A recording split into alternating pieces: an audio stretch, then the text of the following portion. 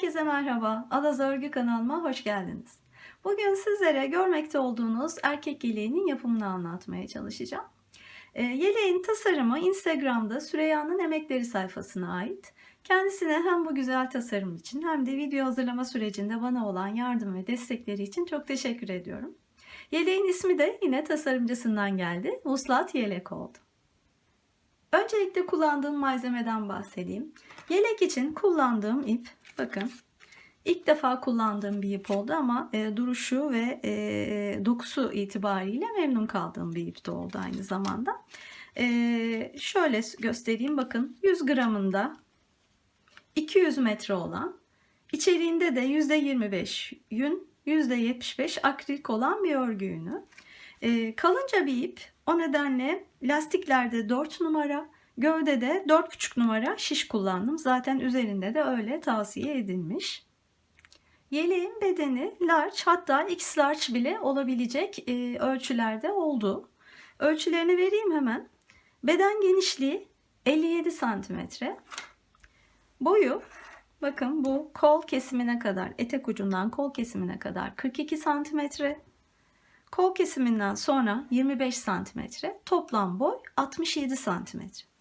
Bu ölçüde bir yelek için 5 yumak ipten bakın bu kadar ipim arttı. Yaklaşık 475 gram ip kullanmış oldum.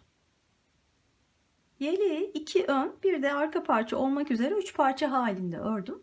Ardından yan dikişlerini ve omuz dikişlerini yaparak birleştirdim. Bu yakada ense lastiğini de örerken aynı zamanda arkaya birleştirerek hazırladım. Böylece açıkçası çok daha kolay oldu. Özellikle örgüde dikişi çok sevmeyenler için.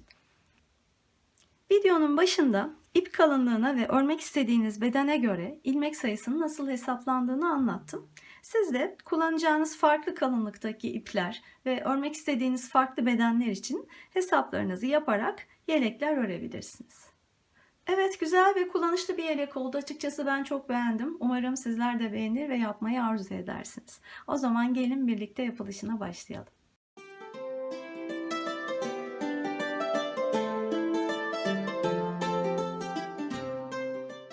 Evet, örgüye her zaman olduğu gibi ilmek sayılarımızı hesaplayarak başlayalım.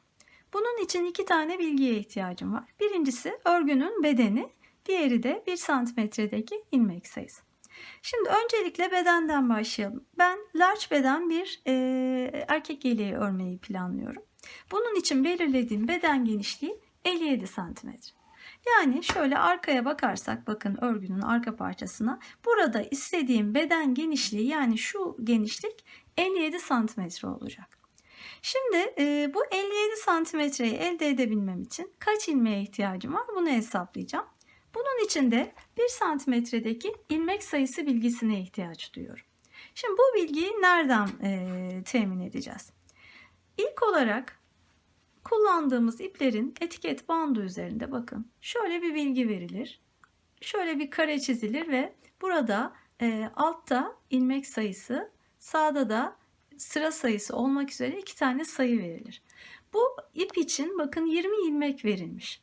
Bu demektir ki bu ipi kullanarak burada önerilen şiş numarası ki 4,5 numara, o şiş numarasını kullanarak bir deneme örgüsü yaptığınızda 10 santimetrelik bir örgü parçasında 20 tane ilmek olduğunu söylüyor bize bu bilgi. Şimdi bu genellikle bu bilgiler yaklaşık değerlerdir ve çok kritik olmayan noktalarda kullanılabilir.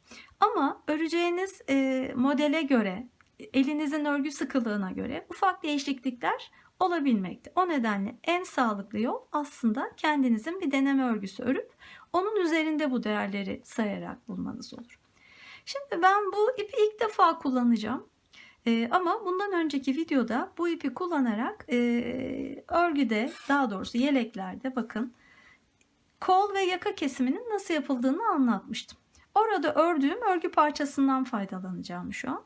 Çünkü aynı ipi kullanacağım. Aynı şiş numarasıyla ve aynı modelle öreceğim. Çift pirinç modeli kullanmıştım. Bu model toplayan bir model. Eğer düz örgü örseydim farklı bir genişlik elde ederdim. Ama pirinç ördüğüm için daha farklı, daha dar bir örgü elde etmiş oldum. Şimdi bundan faydalanacağım.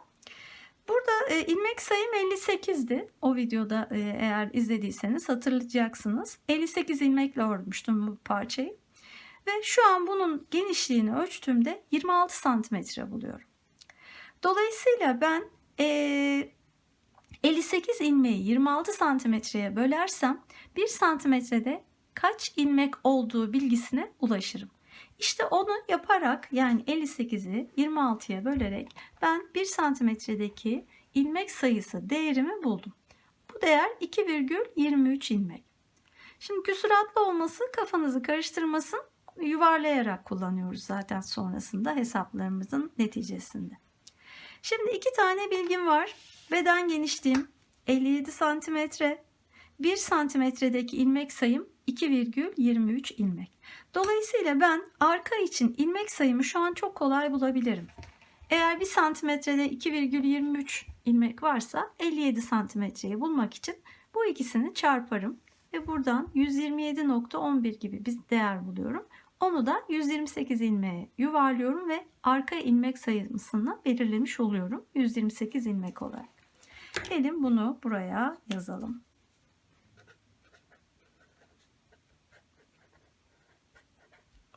Şimdi ön parçaya geçelim. Ön parçanın ilmek sayısı ne olmalı? Yine buradan yola çıkarak. Şimdi önde bakın şöyle bir kenar bandımız var. İlik ve düğme bandlarımız. Bunlar kapandığında üst üste çakışıyor. Dolayısıyla arka ile eşit olmamalı. İki tane önün toplamı arkaya eşit olmamalı. İki tanesi üst üste kapandığında, düğmeler iliklendiğinde bu kenar bandı kadar fazla olmalı. Önlerin ilmek sayısının toplamı. O nedenle şöyle yapıyorum. Bakın, arkanın ilmek sayısını 128 bulmuştuk. Ben kenar bandını 8 ilmek yaptım. Dolayısıyla 128'e 8'e ekliyorum. 136 ilmek buluyorum. Bunun yarısını alarak ön parçanın ilmek sayısına ulaşıyorum ki o da 68 ilmek oluyor. Bunu da yine çizimimizde belirtelim. Ön ilmek sayısı 68 ilmek. Şu an başlangıç ilmek sayılarımızı belirledik. Bu şekilde başlayalım. Daha sonra kesmelere geldiğimizde diğer hesaplarımızı da yapacağız. Şimdi öncelikle ben ön parçadan başlayacağım. 68 ilmek alarak ön parçayı örmeye başlıyorum. İlmek almadan önce ipe dair bilgileri de tekrar paylaşayım. Bu ipi ben de ilk defa kullanacağım. Bakın, 100 gramında 200 metre olan, içeriğinde de %75 akrilik, %25 yün olan bir örgü yünü. Tavsiye edilen şiş numarası 4,5 numara. Ben bu nedenle lastiklerde 4 numara kullanacağım. Gövde kısmında 4,5 numarayla öreceğim. Evet, şimdi ilmek alarak başlayalım. Ön parçamızın ilmek sayısı 68'di. 68 ilmek alarak örgüye başlıyorum. Dilediğiniz yöntemle ilmek alabilirsiniz. Ben her zaman kullandığım yöntemle şöyle bir miktar 68 ilmeğe yetecek kadar ipimi ayırıp ilmek almaya başlıyorum.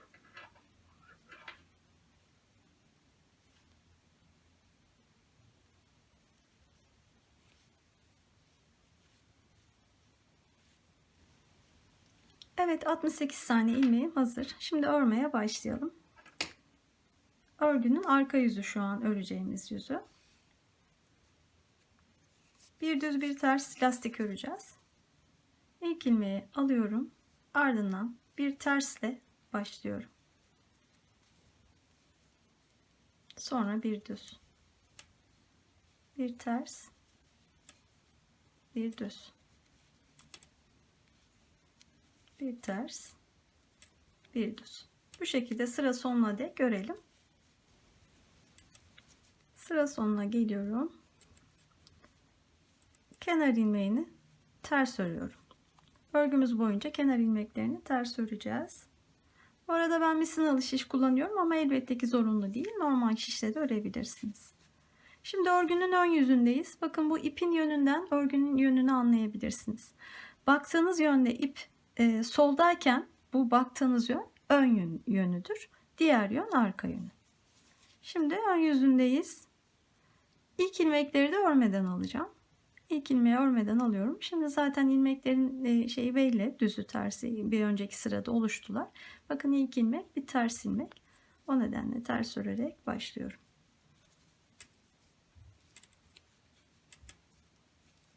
Son ilmeğe geldiğimde yine son ilmeği ters öreceğim. Bu şekilde lastiği örmeye devam edelim. İstediğimiz uzunluğa dek örelim. Evet, lastiği ördüm. 17 sıra oldu. Uzunluğunu da şöyle ölçelim. 6 santimetre. Siz istediğiniz uzunlukta yapabilirsiniz. Şimdi bu ön yeleğin sağ önü, yani şu daha önce yaptığım çalışmadaki gibi. Dolayısıyla bu düğme bandı, düğme tarafı bu taraf. Düğme bandı şu an ön yüzdeyim. Sıranın başında bu tarafında. Bu tarafsa kenar dikişinin olduğu taraf olacak. Şimdi kenar lastiğini yine burada olduğu gibi 8 ilmek yapacağım. Sonra da pirinç örgüye başlayacağız. Bu arada şiş numaram 4'tü lastikte. Şimdi üst kısımda 4,5 numara şişe geçeceğim. O nedenle şişimi aldım 4,5 numarayı. Onunla örmeye başlıyorum. Kenardan 8 ilmek önce lastik olacak. İlk ilmeği aldım. Bir düz, bir ters.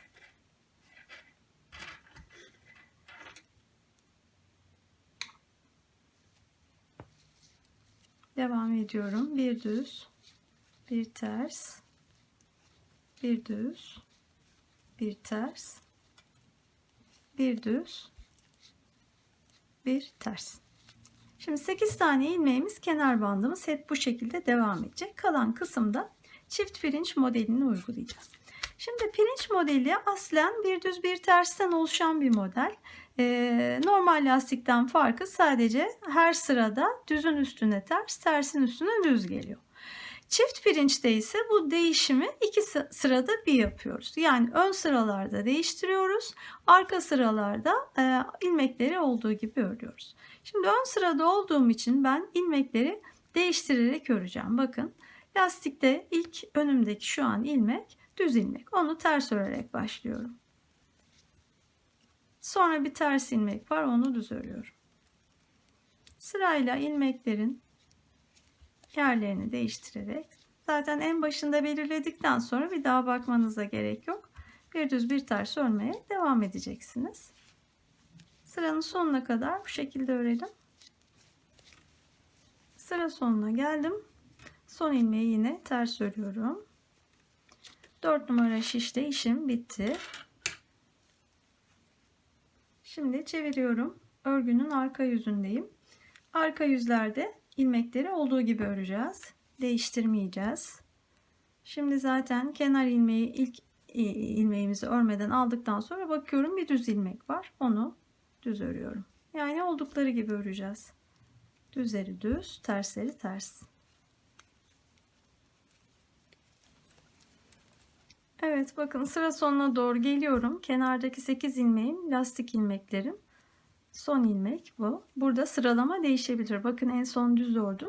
Sonra lastik ilmeklerine geldiğimde yine düzle başlıyor. Eğer bu 8 ilmeği takip ederken hata yapmaktan korkarsanız bu 8 ilmeğin yanına bir ayraç yerleştirebilirsiniz. Lastik ilmeklerine geldiğinizde anlamış olursunuz. Şimdi arka sırayı tamamladık. Tekrar ön yüzdeyiz. Ön yüzde artık ilmekleri değiştireceğiz şimdi yerlerini. Önce 8 ilmeği örüyorum. Onlar hep sabit. Düzler düz, tersler ters olacak şekilde lastik. 8 ilmeği ördüm. Şimdi bakın sırada bir ters ilmek var. Onu değiştiriyorum. Düz yapıyorum. Sonra bir düz ilmek var. Onu ters yapıyorum. Sonra tekrar düz ters şeklinde zaten devam ediyoruz. Yine sıra sonuna kadar böyle örelim. Evet, son ilmeği de ters örerek sırayı tamamladım. Arka yüzde yine ilmekleri olduğu gibi örüyoruz.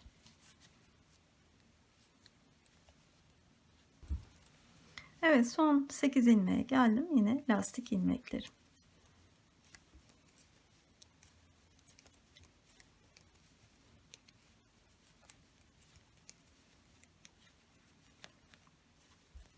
Şimdi yine artık örgünün ön yüzünde aynı şeyleri yapmaya devam edeceğiz. Ön yüzde olduğumuz için yine ilmeklerin yerini değiştireceğiz. Kenardan önce 8 ilmeğimizi lastik olarak öreceğiz. Ardından düzleri ters, tersleri düz öreceğiz bu sırada. Arka sırada yine değiştirmeden örmeye devam edeceğiz. Bu şekilde kol eline gelene kadar ne kadar olmasını istiyorsak o kadar örmeye devam edelim. Ondan sonra kol kesimlerinde tekrar görüşelim. Evet, ön parçayı örmeye devam ettim ve kol kesimine dek geldim. Şu anki uzunluğum, hemen ölçüyorum.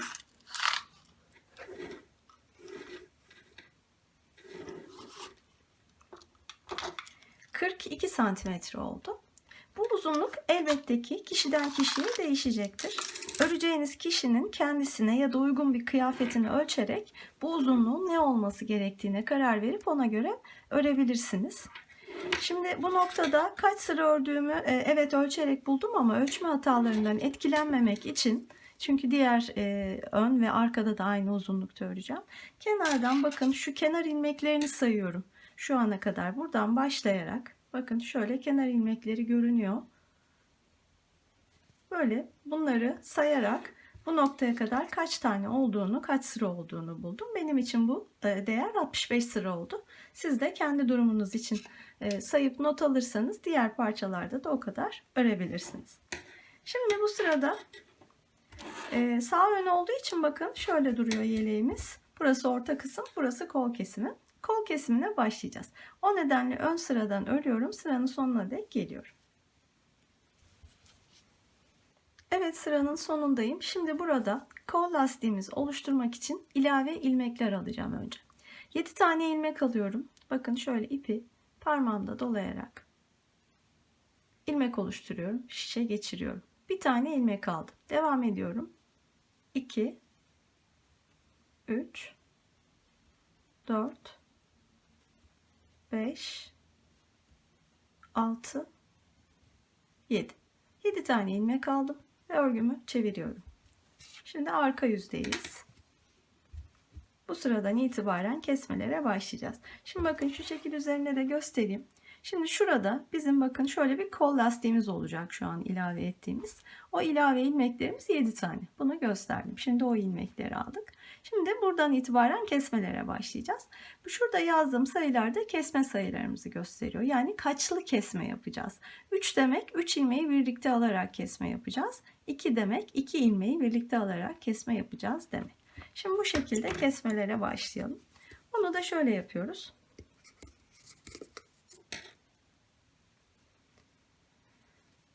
Bu 7 tane ilmeği öncelikle öreceğim. Bu 7 ilmeğin bitiminde kesmeleri yapacağım. Hep o şekilde devam edeceğiz. İlk ilmeği şöyle örmeden ters olarak aldım. Sonraki ilmeği düz örüyorum. Burada biraz dikkatli olalım. İlk defa aldığımız için bu ilmekleri bir düz bir ters devam edeceğim. Düz ördüm, şimdi ters. Yani lastik örüyoruz burada da. Şimdi düz. Şimdi ters. Şimdi düz. 2 4 6 oldu. Son olarak yine ters. Şimdi bu ilave aldığımız 7 tane ilmeği ördüm. Bir düz bir ters kol lastiğini oluşturmak üzere. Ve ön parçanın kendi ilmeklerine geldim şimdi. 8. ilmek. Buradan itibaren kesmeye başlayacağım. Şimdi ilk kesmemiz bakın üçlük bir kesme olacak. Burada ilmeği düz mü ters mi kesme kararını da şöyle veriyorum. Ben şu an örgünün arka yüzündeyim. Önce onu bir belirleyelim. Şimdi ben bu kesme ilmeklerinin örgüde ters görünme, ön yüzde yani dış yüzde ters görünmesini istiyorum. Diğer tarafta ters görünmesi için bu ilmeğin bu yüzden düz olarak kesmem lazım. Siz de buna karar verin, nasıl görünmesini istiyorsanız ona göre kesmelisiniz. Dolayısıyla ben şimdi düz kesme yapacağım. Bu önümdeki 3 tane ilmeği bakın üçlü kesme yapacaktık. 3 tane ilmeğin hepsini birden şişe alıyorum. Şöyle geçirdim şişimi ve hepsini düz örerek kesiyorum. Şimdi üçlü bir kesme yaptık. 3 ilmeği kestim. Bir tane ilmeğim oluştu. Dolayısıyla şu an 2 tane ilmeğim eksilmiş oldu. Bunu da aklımızda tutalım. Şimdi devam etmiyorum sıranın gerisine, geri dönüyorum. Bu yaptığımız işlerle bakın şurada aldığımız bu 7 tane ilmekten oluşan lastiğin böyle bu şekilde içeriye girinti şeklinde bu kol oyuntusuna yerleşmesini sağlayacağız. Şimdi arka yüzde ilmekleri olduğu gibi öreceğim. İlk ilmeği örmeden alıyorum, bu kesme yaptığım ilmek. Sonra diğer ilmekleri arka yüzden örerken ne oluşmuşsa ona göre. Şimdi bu bir düz ilmek oluşmuş. Onu düz örüyorum. Görünüyorlar zaten. Bu ters ilmek. Bu düz ilmek. Ters. Düz. Ters. Kenar ilmeğine geldiğimde onu ben yine ters örüyorum. Kenar ilmeklerinin düzgün durması için. Ve çeviriyorum. Şimdi yine örgünün arka yüzündeyiz. Yine bu tarafta kesme yapacağım. Yine ilk 7 ilmeği olduğu gibi alıyorum. Örerek. Bu lastik kısmı hep örgümüz boyunca bu kısımda böyle devam edecek. 7 tane ilmeği ördüm lastiklerimiz. Şimdi kesme yapacağım, yine noktaya geldim. Şimdi ilk kesmemizi 3 ilmek olarak yapmıştık. Bir sonraki kesmemiz 2 ilmek olacak. Yine hep düz kesiyorum. 2 tane ilmeği bakın böyle düz alıyorum ve kesiyorum. Hemen dönüyorum. Devam etmeyi. Bu kısımda hep bu şekilde işlem yapıyor olacağız. Yine ilk ilmeği bu şekilde aldım. Sırada bir düz ilmeğim var. O nedenle ipi arkaya geçirip düz ördüm. Devam ediyorum, bir düz bir ters.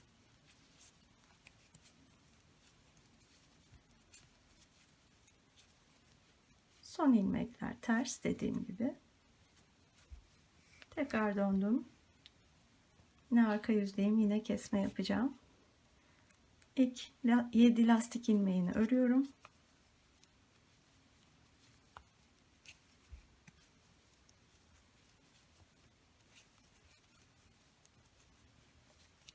Yedi ilmeği ördükten sonra 8. ilmekte bakın 3. kesmemiz 3 ilmek şeklinde olacak. Yine 3 tane ilmeği birlikte alıp düz örerek kesiyorum. Dilerseniz bunları şöyle işaretleyelim. Takip etmemiz kolay olsun. Şu 3. kesmeyi yaptık. Tekrar döndüm.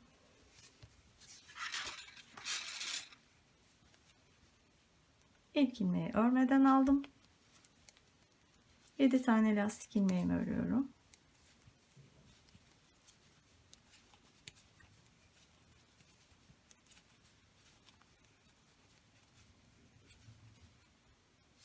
Döndüm. Tekrar ilk 7 ilmeği örüyorum.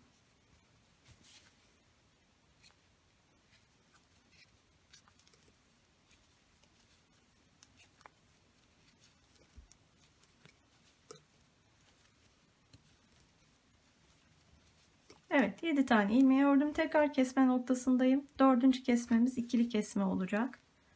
2 tane ilmeği birlikte alarak kestim. Ve geriye döndüm. Tekrar bu 7 ilmeği her iki taraftan da örüp kesme noktasına gelelim.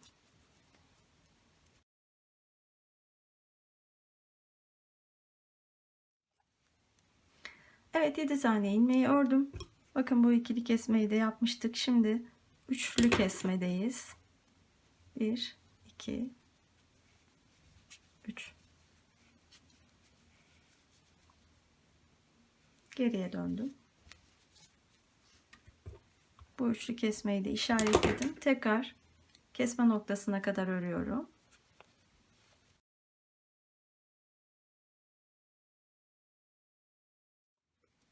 Evet, 7 ilmeği ördüm. Bu defa kesmemiz ikili olacak. İkili kesme yapıyorum ve tekrar geri dönüyorum. Kesme noktasına kadar tekrar örelim.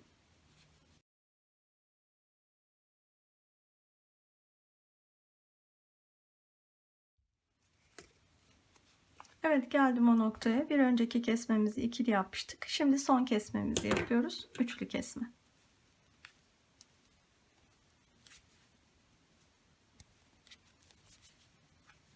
Üç ilmeği alarak kestim. Bakın bu işlemle dediğim gibi bu lastik ilmeklerini bu şekilde içeriye doğru bu oyuntu kısma yerleştirmiş olduk. Şimdi buradan artık geriye dönmeyeceğim. Bu kesmelerimizin hepsini yaptık. Burada bakalım sayalım kaç ilmek kesmiş olduk.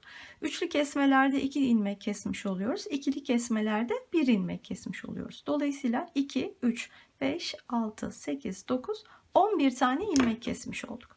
Şu an burada ilmek sayınızı sayarak da doğrulayabilirsiniz. Başlangıç ilmek sayınızdan 11 tane eksik olma. Şimdi burada artık devam edeceğim diğer tarafa doğru ve bu tarafta yaka kesimine başlayacağım. Dolayısıyla modele göre ilmeklerimi örerek sırayı bu tarafta tamamlıyorum. Evet, arkadan sırayı tamamladım ve sıra başındayım şimdi. Ön yüzdeyim. Burada yaka kesimine başlayacağız. Ama ondan önce bir ifadeyi düzelteyim. Az önce bakın burada bu kesmelerden sonra 11 tane ilmeğimiz eksildi. Doğrulamak için ilmek sayınızı sayıp başlangıç ilmek sayınızdan 11 tane eksik bulmalısınız demiştim. Oradaki ifade bakın şöyle, şu 7 tane lastik ilmeğini hariç tutmalıyız. Yani bunları ilave almıştık başta kol için. Bu 7 ilmek haricinde kalan ilmeklerimiz başlangıç ilmeğinden 11 tane eksilmiş olmalı. Orada bir hataya sebebiyet vermiş olmayayım. Şimdi burada yaka kesimine başlayacağım. Onun için de şöyle yapıyorum. Bakın ilk kenar bandının ilk ilmeklerini örüyorum. 3, 4, 5, 6, 7 ilmeğini örüyorum. 8. ilmeğin bir ters ilmek, yine kenar bandına ait ters ilmek. Bakın onu ters örerken yanındaki ilmekle birlikte alıyorum ve ilk yaka kesimini yapmış oluyorum. Yaka kesimini de böyle yapacağız.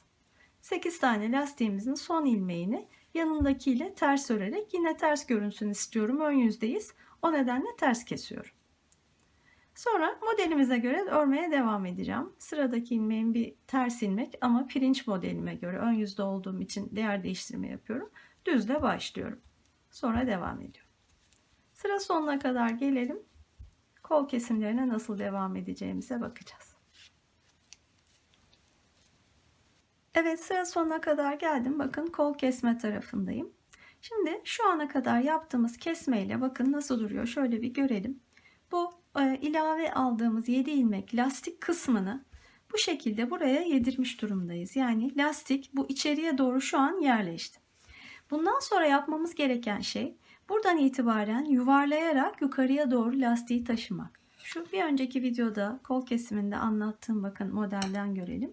Şu an şu kısmı yaptık. Lastiği buraya, gövdeye yerleştirdik. Bundan sonra artık tekli kesmeler yaparak bakın bu kol lastiğimizi bu şekilde devam ettireceğiz. Dediğim gibi burada artık çoklu kesme yapmıyoruz. Hep tekli kesmeler yapacağız. Sayısını da ben şu an için 13 tane düşündüm. Dolayısıyla 13 defa burada tekli kesme yapacağım. Şimdi onu kolaylaştırmak için şöyle çeviriyorum, artık arka yüzden devam edeceğiz örmeye. O 13 taneyi takip edebilmek için bakın şöyle kenardan önce 7 tane lastik ilmeğimizi ayırıyorum. 2, 4, 7. Buradan itibaren keseceğim ilmek sayısının 13 tane olmasını planlıyorum. Buradan 13 ilmeği sayıyorum. 2, 4, 6, 8, 10, 13. Ve oraya bir ayraç yerleştiriyorum. Bu kol tarafındaki tekli kesmelerim bittiği zaman bu 13 tane ilmek kesilmiş olacak. Dolayısıyla bu ayracın sağ tarafında sadece 7 tane lastik ilmeklerim kalacak. Böylece saymaya gerek kalmadan bu 13 kesmeyi takip edebileceğim. Şimdi kesmelere başlayalım. Önce lastiğimizi örüyoruz yine.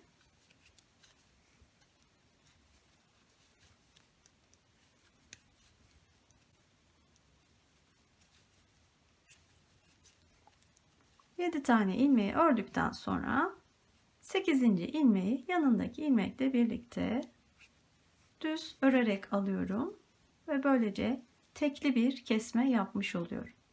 Sonra diğer ilmeklerimizi modele göre örerek devam ediyoruz. Şimdi bir tane yaka tarafında, bir tane de kol tarafında bu tekli kesmeleri yapmış olduk. Bakın ayrıca gelip oradan devam edeceğim normal sıramı örmeye. Ondan sonra yaka kısmına geldiğimde Yaka kesmesini yapacağım yine. Oraya geleyim. Dilerseniz yaka kesmesini bir kere daha göstereyim. Evet, sırayı tamamladım. Şimdi örgümü tekrar çeviriyorum. Ön yüzdeyim ve tekrar yaka kesimi yapacağım. Lastiğin ilk 7 tane ilmeğini örüyorum.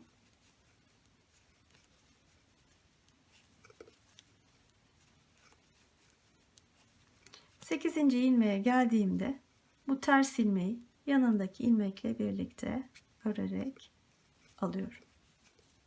Ve sonra modelime göre yine devam ediyorum.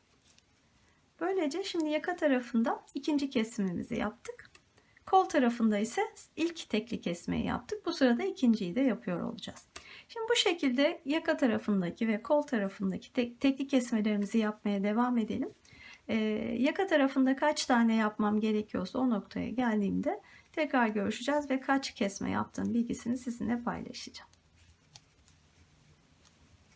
Evet, kesmelere devam ettim. Şu ana dek yaka tarafında 9 kere tekli kesme yaptım. Bakın yakanın görüntüsü bu şekilde oldu. Aynı esnada bu kol tarafından da yine 9 tane tekli kesme yapmış oldum. Hatırlarsanız bu ayracı lastikten sonra 13 ilmeğe sayarak işaretlemiştik. Bakın 9 tanesini yaptığım için şu an 4 tane ilmek kaldı. Şimdi yaka kesmelerini ben burada sonlandıracağım. Daha fazla kesmeyeceğim. Ama o kol kesmelerine devam edeceğim. Bu 4 ilmeği de yine her sırada birer tane keserek bitireceğim. Ondan sonra kesmeden devam edeceğim. Bu yaka kesimine siz kendiniz karar verebilirsiniz. Daha açık bir yaka isterseniz birkaç kere daha kesme yapabilirsiniz. Ya da öreceğiniz kişinin bedenine göre ayarlayabilirsiniz. Dediğim gibi ben şu an yaka kesmelerini burada artık tamamlamış oluyorum. Şimdi devam edeceğim. Sadece kol kesmelerini 4 tane daha yapacağım.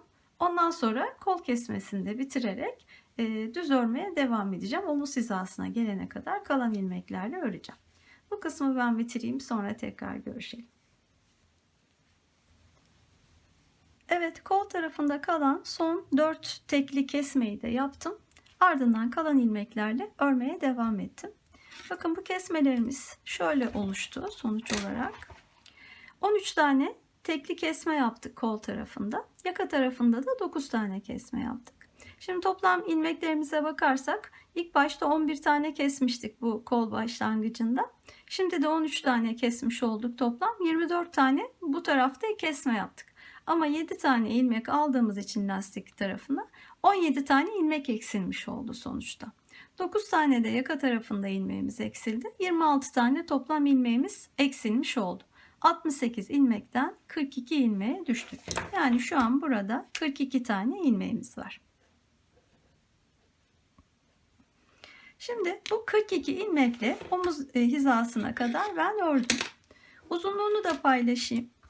Kol kesimine başladığımız bu noktadan itibaren 25 santimetre ördüm. Siz bu uzunluğu yine kendi öreceğiniz kişiye göre ayarlayabilirsiniz. Toplam uzunluk ise bu etek ucundan itibaren kol kısmına kadar 42 santim örmüştük. 25 daha toplam 67 santimetre oldu şu an örgümüzün uzunluğu. Şimdi burada omuz kesimini yapacağız. Onu da şöyle kademeli yapalım daha düzgün olması için. Dediğim gibi 42 tane ilmeğimiz var. Bu 42 ilmeğin 8 tanesi bant yaka bandı olarak devam edecek. O nedenle onu hariç tutuyorum. Geriye kalan 34 ilmeği 3'e bölüyorum. Onu da 11, 11, 12 şeklinde bakın böyle yerleştiriyorum. 3 seferde şimdi keseceğim o ilmekleri. Şimdi ilk kesmemiz bu tarafta kol tarafından olacağı için örgüyü ön yüzden örerek sıranın sonuna kadar geldim. Ön yüzü bitirdim. Şimdi arka yüzde kesmeye başlayacağım. İlk başta 11 tane ilmeği keserek başlıyoruz. Örerek keseceğiz yine. İlmekleri olduğu gibi öreceğiz. Bakın ilk ilmeği aldım. İkinci ilmek bir düz ilmek, onu örüyorum. Ve ilk ilmeği üzerinden geçiriyorum. Ardından bir ters ilmeğim var. Onu örüyorum. Ters örüyorum.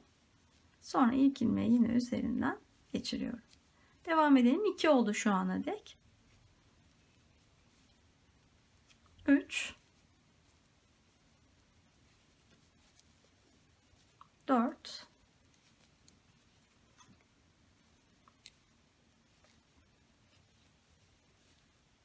5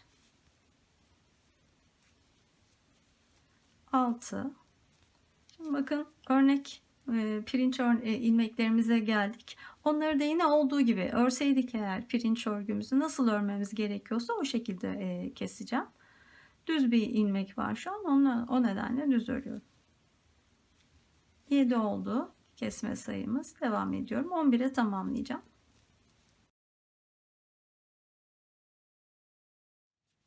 Evet, 11 tane kestim. Doğrulamak için ilmeklerimi de saydım. Şu an toplam 31 tane ilmek kaldı. 11 tane kestiğimiz için.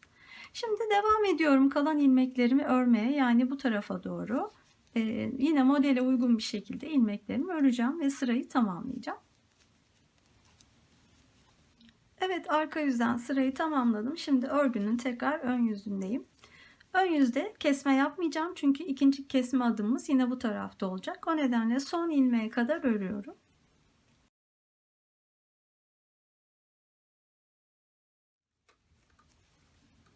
Evet, son ilmeğe geldim. Son ilmeği örmeden bakın ip arkadayken bu şekilde alıyorum.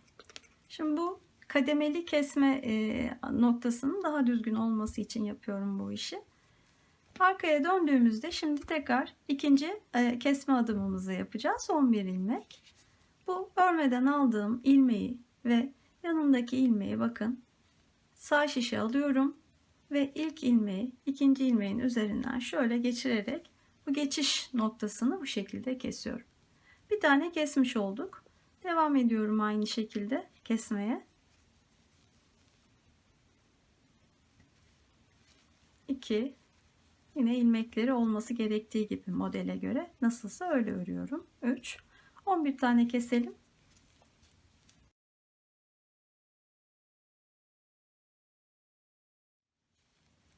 Evet, 11 tane kestim. Tekrar ilmeklerimi doğrulayacağım. 19 20 tane. Evet, 12 tane artı 8 yaka bandı. Toplam 20 tane ilmeğimiz kaldı. Şimdi kalan ilmekleri yine modele göre örerek devam ediyorum. Kalan 12 ilmeği 3. aşamada çünkü keseceğiz. Evet, sırayı tamamladım. Şimdi tekrar ön yüzdeyim. Yine son ilmeğe kadar modele uygun bir şekilde örüyorum.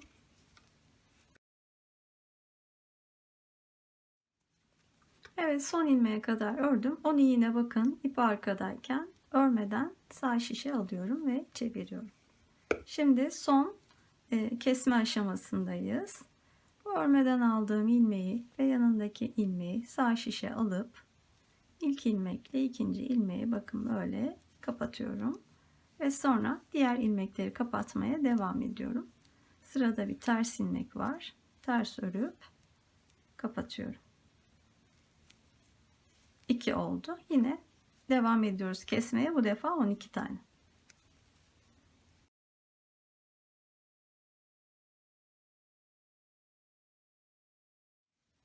Evet, 12 tane kesme yaptım. Şu an bakın şişimde 2 4 6 8 tane yaka bandı olacak olan lastik ilmeklerim kaldı. Şöyle bir ne yaptığımıza bakalım çevirip. Bu yaka kısmını 3 kademede kesmiş olduk bakın. Evet, ben şimdi bu yaka ilmeklerini bu şekilde bırakacağım. Çünkü nasıl yapacağımı henüz karar vermedim yaka lastiğini. O nedenle ipimi de koparmadan bu ilmekleri burada bırakacağım bu şekilde ve diğer ön parçaya başlayacağım. Evet, sol ön parçaya başlayalım. Yine 4 numara şişle 68 tane ilmek aldım. Bir düz bir ters lastikle yine başlayacağım. Diğer önle aynı olması adına bakın diğer önde kenar ilmeğinden sonra bir ters ilmekle başlamıştık. O nedenle şöyle tuttuğumda lastiği ön yüzü bakın böyle kenar ilmeğinden sonraki ilmeğin ön yüzde ters arka yüzde düz olmasına dikkat edeceğim. Lastik örmeye başlıyorum bu şekilde. İlk ilmeği aldıktan sonra ikinci ilmeği düz örüyorum. Sonra bir ters bir düz şeklinde devam edeceğim.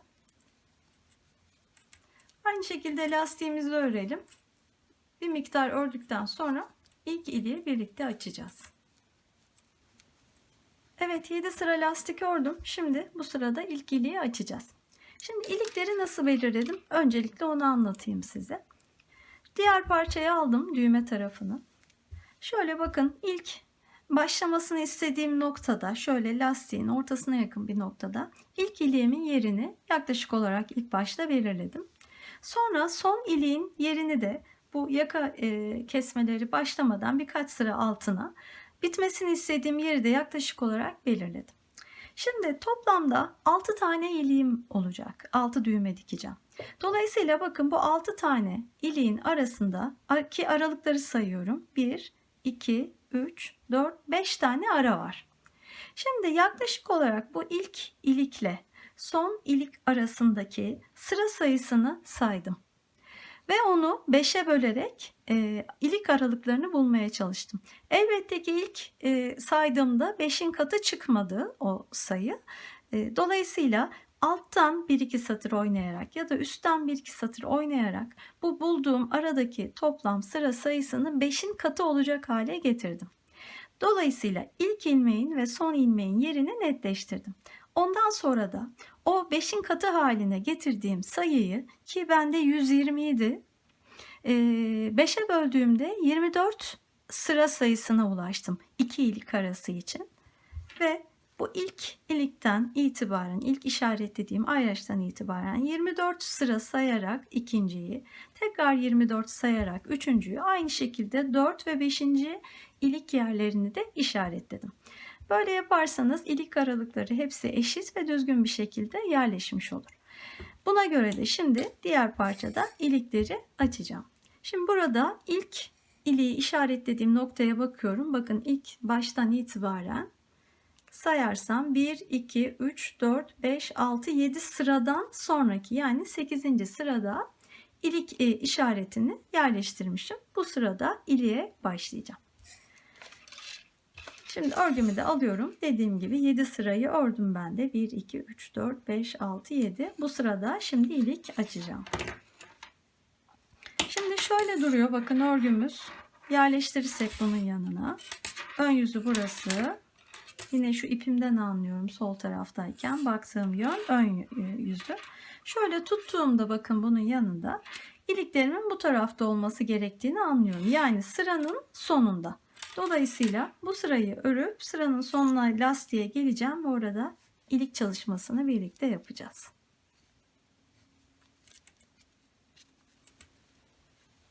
Evet, son 8 ilmeği de ördüm. Kenar bandımız diğer önden hatırlarsanız 8 ilmekti. Burada da bu sondaki 8 ilmek lastik olarak yukarıya kadar devam edecek. Şimdi bu 8 ilmeğin ortasında iliği açacağız. O nedenle şöyle 1, 2, 3, 4 tanesini örüyorum. Burada dikkat etmem gereken şey, son ördüğüm ilmeğin düz olması. Benim öyle denk geldi. Eğer sizin öyle olmazsa, farklı sayıda yaparsanız lastiği bir önce veya bir sonraya alarak tam ortaya yakın noktanın ve düz ilmekle biten noktanın olmasına gayret gösterin lütfen. Şimdi düz ilmeği ördükten sonra kenarda 4 ilmeğim kalmışken buradan geriye dönüyorum. Devam etmiyorum. Dikey ve büyük düğme için uygun bir ilik açacağız. O nedenle bu tekniği şimdi anlatıyorum size. O düğme iliğini açacağımız tekniği. Şimdi bakın, bu ilk ilmeği örmeden sağ şişe alıyorum. Sonra sırada bir düz ilmek var. Onu örerek devam ediyorum. Şimdi sıranın sonuna kadar tamamlayacağız bu kısmı. Yani lastik örerek bu sırayı tamamlayacağım. Ardından diğer sırada yine lastik örerek buraya kadar geleceğim. Evet, dediğim gibi arka sırayı ördüm. Ön sıradan da son 8 ilmeğe kadar geldim. Şimdi yine ilk ilmekleri örüyorum. 1, 2, 3. Bakın, 4. ilmek geri dönüş yaptığım ilmek. Onu da yine örüyorum. Düz ilmekti. Düz ördüm. Geriye döndüm tekrar. İkinci kez bir daha dönüyorum. Bu geri dönüşlerin sayısını kullanacağımız düğmenin büyüklüğüne göre belirleyeceğiz. İlk ilmeği yine örmeden aldım. Devam ediyorum örmeye. Aynı şekilde bu arka yüzden ve tekrar ön yüzden örerek aynı noktaya bir kez daha gelelim. Evet, yine ön yüzde son 8 ilmekteyim. Yine geri dönüşü yaptığım ilmeğe kadar örüyorum. Ve bakın şu anki durum bu şekilde.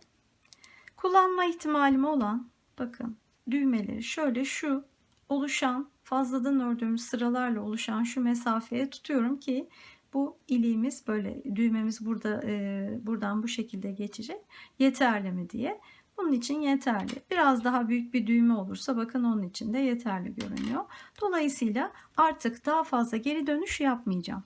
Eğer siz düğmenize göre uygun uzunluğa ulaşamadıysanız bir kez daha dönüş yapıp tekrar gelip ondan sonra devam edebilirsiniz. Şimdi burada ne yapacağız? Bakın şöyle, şurada oluşan ilmekleri sayacağım.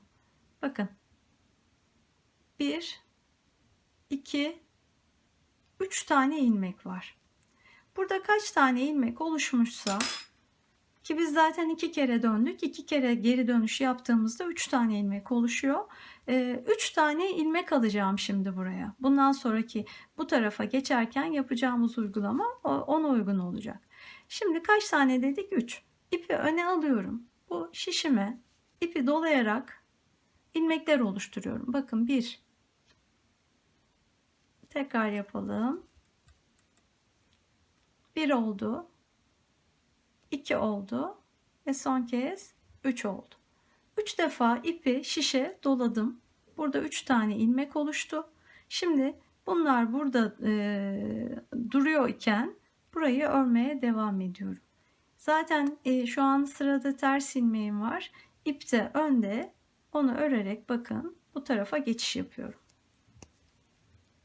Devam ediyorum. Sırayı tamamlıyorum.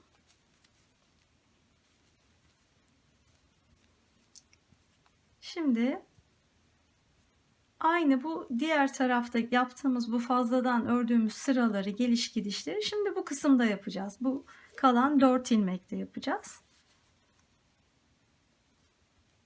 1, 2, 3, 4. ilmeğe geldim. Bakın 4. ilmek, bir sonraki ilmek o doladığım ilmek, 4. ilmekten sonraki ilmek ve de bu bir düz ilmek. Şimdi burada bu ilmeğin yönünü şöyle düzeltiyorum. Benim ilmeklerimin duruş şeklinden dolayı.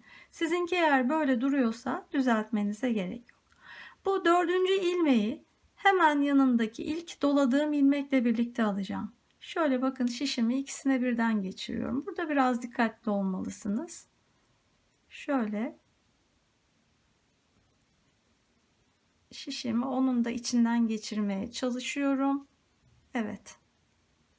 Bu şekilde bakın.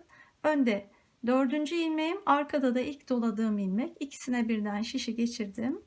Birlikte örüyorum. Kalan 2 tane dolama ilmekleri burada şişte duruyorlar. Ve tekrar geri dönüyorum. Buradaki geliş gidişlerimize devam edeceğiz. Şimdi ilk ilmeği örmeden alıyorum ve devamını örüyorum.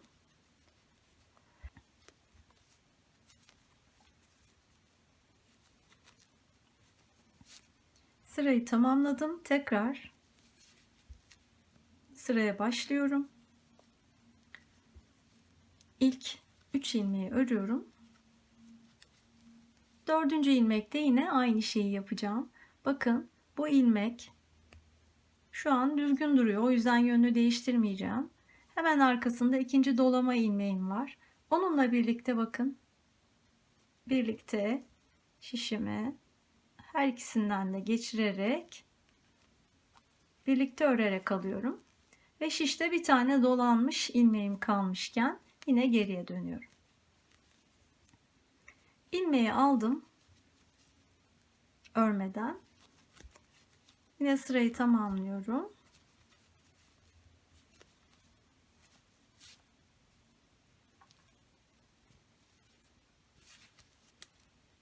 Yine ilk 3 ilmeği örerek başlıyorum.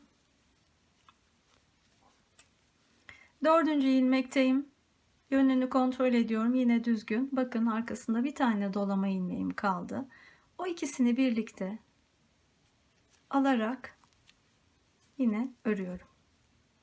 Ve artık dolanmış herhangi bir ilmek kalmadı ve buradaki ördüğümüz satırları burada da örmüş olduk. Eşitlendi her iki tarafı örgünün. Artık buradan devam ediyorum. Sırada bir ters ilmek var. Burada da sıkı tutalım biraz ipi. Sonra düz ters şeklinde devam ediyorum. Bakın ilik oluşmuş oldu. Şöyle ön yüzden bakalım. Genişçe büyükçe bir ilik oluştu ve rahatlıkla düğmemiz için uygun. Evet, bu şekilde iliğimizi açtık. Bundan sonraki adım lastiği tamamlamak, aynı uzunluğa gelene kadar. Şimdi ben o kısmı tamamlayayım, sonra modeli başlayacağız. Evet, lastiği aynı uzunluğa gelene dek ördüm. Şimdi artık bu sıradan itibaren yine çift pirinç modeline başlayacağız. Aynı zamanda da 4,5 numaralı şişe geçeceğiz. Şimdi sıra başındayım. Dolayısıyla bu taraf yan dikişe gelen kısım. Bu taraf ön lastik. Buradan başlıyorum şimdi. 4,5 numaralı şişe aldım. İlk ilmeği örmeden aldım. Bakın sıradaki bir düz ilmek. Çift pirinç olması için ilmeklerin yönünü değiştiriyorduk ön yüzde, hatırlarsanız. Dolayısıyla düz ilmeği ters örüyorum. Ters ilmeği düz örüyorum. Bu şekilde devam edelim lastiğe dek. Evet, son 8 ilmeğe dek geldim. Onları olduğu gibi örüyorum. O lastiklerimiz çünkü yukarıya kadar devam edecek. Düzleri düz, tersleri ters örüyorum orada.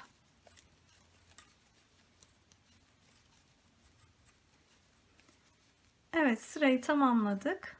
Bundan sonra arka yüzde ilmeklerin hepsini olduğu gibi örüyoruz. Tekrar ön yüze geçtiğimizde yine pirince uygun olarak ilmeklerin yerlerini değiştireceğiz. Evet, bu şekilde örmeye devam edeceğiz bundan sonra. Bu arada 4 numaralı şişimiz artık boşa çıkmış oldu. Şimdi şu işaretlediğimiz noktaya geldiğimizde ikinci iliği açacağız. Ondan sonra 3. 4. şeklinde devam edeceğiz ve kol kesimine kadar bu parçayı da öreceğiz.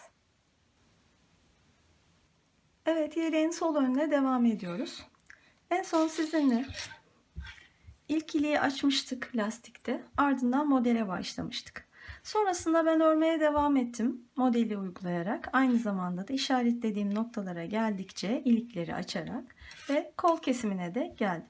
Toplam 6 iliğimizi açtım ve şu an kol kesimiyle aynı noktadayım diğer yelekte olduğu gibi. Şimdi burada kol kesimini yapacağız. Bakın bu kol kesimini yapacağım taraf, burası ön taraf, yani yaka kesimini yapacağımız taraf. Diğer kolda tamamen aynı işlemleri yapacağız. Şöyle çizimi de yine alalım. İlk başta hatırlarsanız 7 tane ilmek alarak başlamıştık. Aynı şeyi yapıyoruz. Şöyle çeviriyorum. 7 tane ilmek alıyorum. 1, 2, 3, 4, 5, 6, 7. Şimdi örgünün ön yüzündeyiz. İlk ilmeği şöyle alıyorum. Ve ikinci ilmeği ters örüyorum. Sonra düz.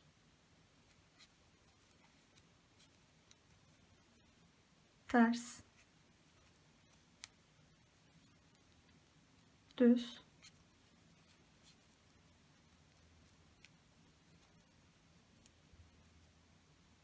Ters ve 7. ilmeği de düz örerek lastik kısmını tamamlıyorum. Şimdi kesme yapacağımız noktaya geldik. Hatırlarsanız kol kesmelerinde ilk kesmeyi 3 ilmek olarak yapmıştık. Ardından bir 2 ilmek kesmiştik. Aynı sıralamayla devam edeceğim. Şimdi yine diğer kolda hatırlarsanız kesmeleri arka yüzden yapmıştık. Ve ön yüzde ters görünebilmesi için o kestiğimiz ilmekleri arka yüzden düz olarak kesmiştik. Şimdi ön yüzdeyiz. Dolayısıyla ön yüzden ters görünmesini istiyoruz yine. O nedenle direkt ters olarak keseceğiz. İpi öne alıyorum ve ilk 3 ilmeği birlikte bakın böyle şişime alıp ters olarak örüyorum. Evet, ilk kesmemizi yaptık ve geri dönüyoruz. İlk ilmeği örmeden alıyorum. İkinci ilmeğin bakın görüntüsü bir ters ilmek. Ters olarak örüyorum. Olduğu gibi. Diğerlerini de yine oldukları gibi sırayla örüyorum. Lastiğe uygun olarak.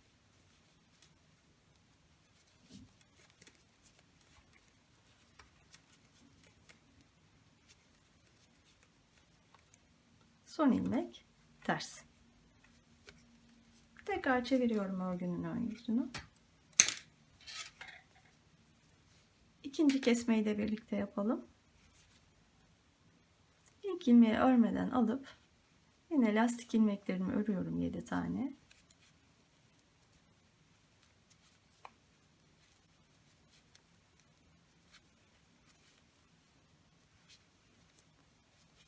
Sekizinci ilmeğe geldiğimde yine kesme yapacağım. İkinci kesmemiz 2 ilmek olacak. Yine ters örerek kesiyorum. İpi öne aldım. 2 tane ilmeği birlikte örerek aldım. Ve geriye dönüyorum.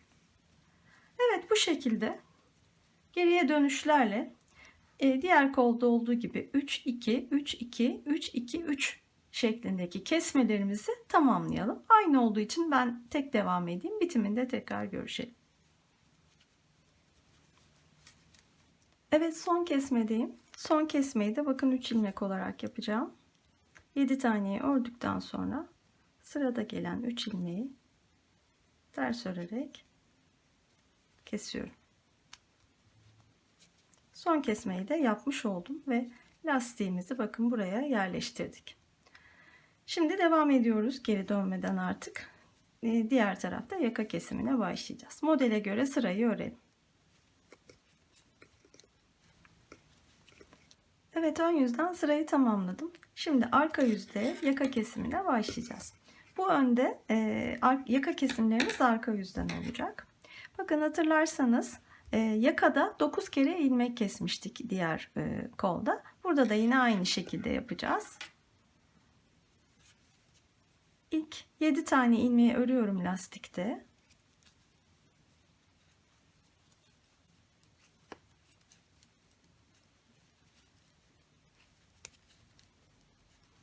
Evet, lastiğin 8. ilmeğindeyim. Bir düz ilmek o bakın. 8. ilmeği yanındaki ilmekle birlikte düz örerek keseceğim ki şu an arka yüzdeyiz. Ön yüzden yine ters görünsün. İlmeklerimin şöyle yönünü düzeltiyorum. 8. ve 9. ilmekleri. İkisini birlikte düz örerek alıyorum. Bakın buradan düz kestiğim için arka yüzde ters görünecek. O da zaten istediğim görüntü. Şimdi diğer ilmekleri yine modele göre örerek sırayı tamamlayalım.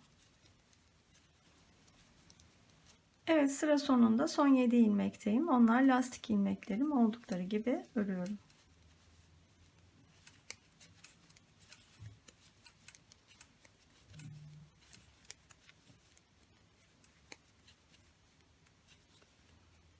Şimdi tekrar örgünün ön yüzündeyiz. Bu tarafta kol kısmındaki tekli kesmelere başlayacağız şimdi. Toplam 13 taneydi diğer parçamızda. Yine aynı şekilde yapacağız. Nereye kadar keseceğimi işaretlemek için de yine bir ayraç kullanacağım. Bakın ilk 2, 4, 7 tane lastik ilmeğini hariç tutarak 13 tane ilmek sayıyorum. 2, 4, 6, 8, 10, 13. Oraya bir ayraç yerleştiriyorum. Bu kesme işlemimiz bittiğinde bu ayracın sağ tarafında sadece bu 7 tane lastik ilmeğimizin kalması gerekiyor. Şimdi bu tekli kesmeyi kol tarafındaki nasıl yapacağız ona bakalım. İlk 7 ilmeği yine örerek başlıyorum.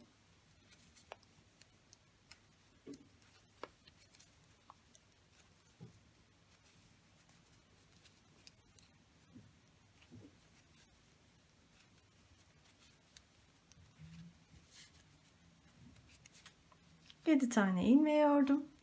8. ve 9. ilmekleri bakın birlikte ters örerek alıyorum. Hep amacım bu kestiğim ilmeklerin ön yüzden ters görünmesi. Zaten ön yüzdeysem kesme yaparken ters kesiyorum. Eğer arka yüzdeysem düz kesiyorum ki yine ters görünsün. Şimdi modele göre ilmeklerimizi örerek devam edelim. Evet, sanırım anlaşıldı. Yani bir tane kol tarafındaki, bir tane de yaka tarafındaki tekli kesmeleri yapmış olduk. Şimdi bundan sonra devam edeceğim. Ön sıradayım. Sırayı tamamlayacağım. Arkaya geçtiğimde burada 8. ve 9. ilmekleri yine keserek yaka kesimini yapacağım. Arka sırayı bitirip tekrar ön sıraya geldiğimde ön yüzde yine 8. ve 9. ilmekleri birlikte keserek kol kesimini yapacağım. Bu şekilde yaka tarafında 9, kol tarafında 13 tane kesmeyi tamamlayıp ardından kalan 42 ilmekle diğer ön parçada olduğu kadar aynı uzunluğa kadar örerek bu ön parçamızı da tamamlayalım. Evet, sol önü de kesmeleri tamamladıktan sonra omuz çizgisine gelene kadar eşit uzunlukta ördüm. Şimdi bunu da kademeli bir şekilde kapatarak bu önü de bitireceğiz. Hatırlarsanız bu diğer parçada 3 kademeli kesmiştik. Şöyleydi sayılarımızda: 11, 11, 12, 8 tane lastik bandı ilmeğimiz kalmıştı. Şimdi omuz tarafından, kol tarafından da daha doğrusu başlamıştık kesmeye. Yine öyle yapacağız. Bakın burası kol lastiği. Buradan başlayacağım. İlk keseceğim ilmek sayım 11. İlmekleri oldukları gibi örerek keseceğiz. Birinciyi aldım, ikinciyi ördüm, üzerinden geçirdim. Şu an bir tane kesmiş oldum. Devam ediyorum. Ördüm, kestim. 2 oldu. 3, 4, 5,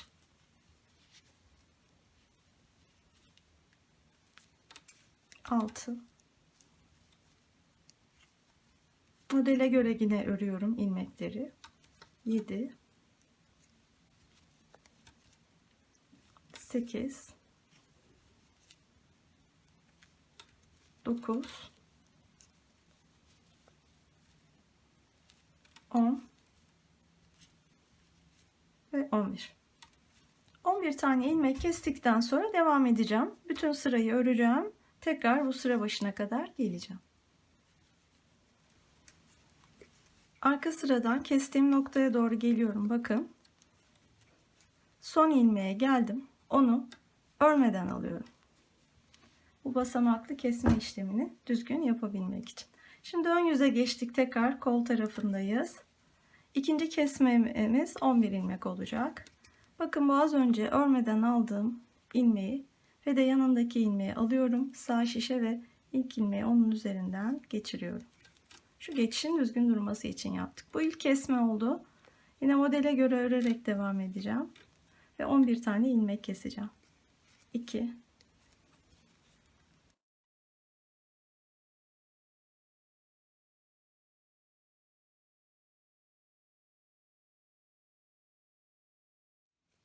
ve 11. Şimdi 11 ilmeği kestim. Kalanlarını yine örerek devam edeceğim sıranın sonuna kadar ve arka sırayı öreceğim. Arka sırada son ilmeğe geldiğimde onu yine örmeden aldım ve çevirdim. Şimdi tekrar ön yüzdeyim ve son kesmeyi yapacağım. Son kesmemiz 12 ilmek olacak. İlk örmeden aldığım ilmeği ve ikinci ilmeği alarak üzerinden geçiriyorum. Bir kesmemizi yapmış olduk. Devam ediyorum yine modele göre örmeye ve kesmeye. 2,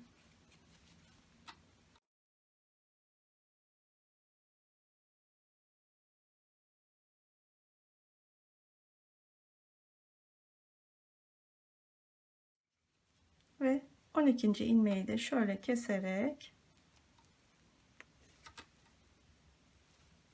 kalan, bakın, 2, 4, 6, 8 ilmekle şişte bu ön parçayı da şimdilik tamamlamış oluyorum. Bunu da beklemeye alacağım. Dediğim gibi arkayı ördükten sonra omuzları birleştirip ondan sonra nasıl yaka kısmını yapacağıma karar vereceğim. Şimdilik bu ön parçamızda Ya bir şöyle ilmek tutucuya bakın bunun gibi ya da bir yedek bir şişe ya da bir ip parçasını alarak bu ilmekleri şimdilik bunu da beklemeye alıyorum. Evet, arka parçaya başlayalım. 128 ilmek olarak hesaplamıştık. Şişte şu an 128 tane ilmek aldım. Örgüye başlıyorum. Lastikle yine başlayacağız. Arka yüzdeyiz şu an. Kenar ilmeğini aldıktan sonra bir tane düz örerek başlıyorum. Ardından bir ters. Bir düz bir ters şeklinde lastiğimizi örelim. Son ilmekleri yine ters örelim sıra sonunda. Bu şekilde aynı uzunluğa dek ön parçalarla lastiği örelim. Sonra model uygulayacağız. Evet, arka parçanın lastiğini ördüm. Şimdi modele başlayacağız. Lastiği 4 numarayla örmüştüm. Diğer lastiklerde olduğu gibi. Şimdi 4,5 numara şişe geçeceğim. Pirinç örgümüz yine. İlk ilmeği örmeden aldım. Sırada bakın bir düz ilmek var. Onu ters örüyorum. Sonra bir ters ilmek var. Onu düz örüyorum. Yani düzleri ters, tersleri düz örerek bu sırayı tamamlıyoruz. Bütün ilmekler bu şekilde. Son ilmeği sadece sıra sonunda ters öreceğiz. Bir sonraki sırada ilmekler olduğu gibi çift pirinç modelini uygulayarak arka parçamızı örmeye devam edeceğiz. Kol kesimine kadar başka bir detay yok. Kol kesimine gelene dek çift pirinç örgümüzü uygulayarak örmeye devam edelim. Evet, yeleğin arka parçasını da kol kesimine gelene dek ördüm. Şimdi kol kesimini birlikte yapacağız. Yine aynen ön parçalarda olduğu gibi şöyle kenardan önce 7 tane ilmek alıyorum. 1 2 3 4 5 6 7. Şimdi çeviriyorum. Şu an bakın bu taraftayız. Sağ kesmeyi yapacağız. Kesmelerimiz öne çok benzer. Sadece birkaç sayı olarak farklılık var. Şimdi kenardan önce bu 7 ilmeğimizi yine lastik örerek başlayalım. İlk ilmeği aldım. Ardından tersle başlıyorum. Düz.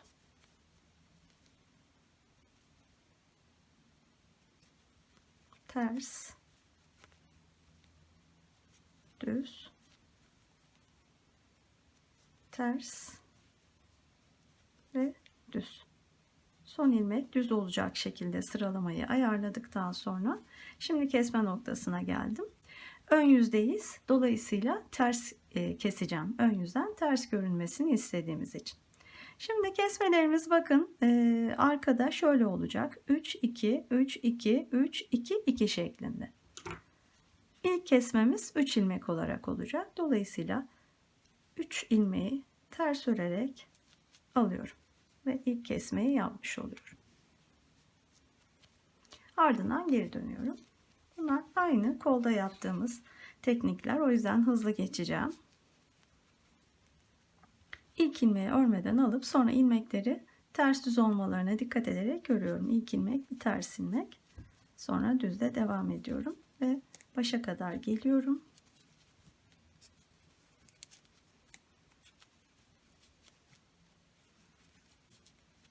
Son ilmek ters. Şimdi tekrar dönelim ve ikinci kesmeyi de birlikte yapalım. İkinci kesmemiz 2 ilmek olacak. Önce lastik ilmeklerini örüyorum 7 tane.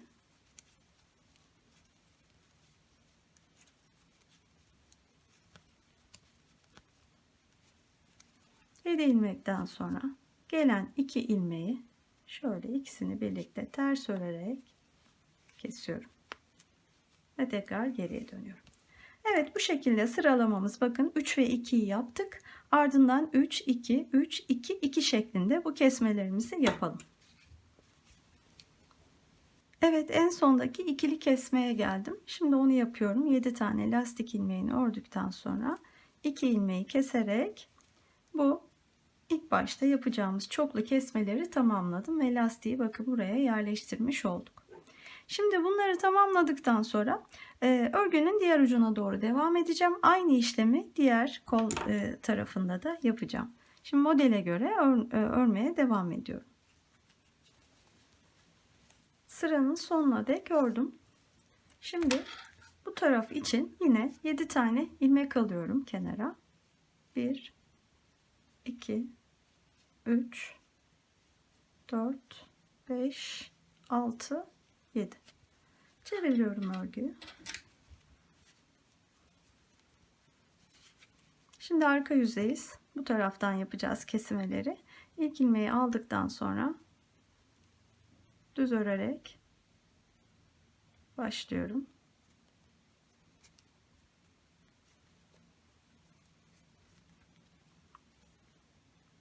Ardından bir tane ters, düz, ters, düz ve son ilmeği ters örerek 7 tane lastik ilmeğini tamamladım. Şimdi 8. ilmekte kesmeye başlayacağız yine. Örgünün arka yüzündeyiz. Ön yüzden ters görünebilmesi için düz örerek keseceğiz. İlk kesmemiz 3 ilmek. Gelen 3 ilmeği düz örerek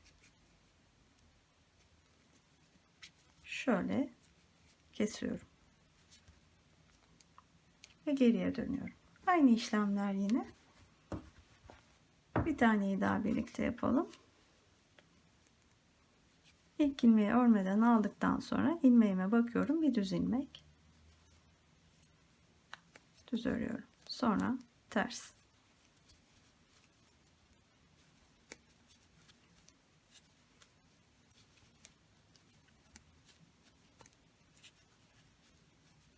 son ilmeği de ters örerek çeviriyorum tekrar örgüyü. Şimdi yine arka yüzdeyiz ve tekrar ikinci kesmemizi yapacağız. İkinci kesme 2 ilmek. Önce lastik ilmeklerini örelim.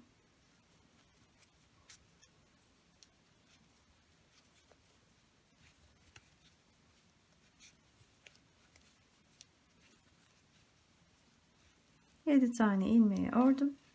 Şimdi kesme noktasındayım. İkinci kesmemiz dediğim gibi 2 ilmek. 2 tane ilmeği birlikte örerek kesiyorum ve geriye dönüyorum.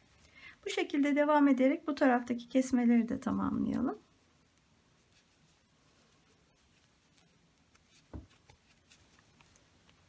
Evet, bu tarafta da 3 2 3 2 3 2 şeklinde kesmeleri yaptım. Son 2 kesmem kaldı. Onu yapalım birlikte.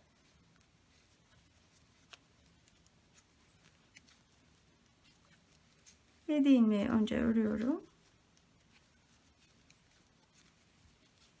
Ardından 8 ve 9. ilmekleri keserek alıyorum. Ve bu taraftaki bu kesmelerimizi de tamamladık. Şimdi bundan sonra çoklu kesmeler bitti, tekli kesmelerimiz var. Onlara başlamak için önce bu sırayı sonuna kadar örerek tamamlıyorum.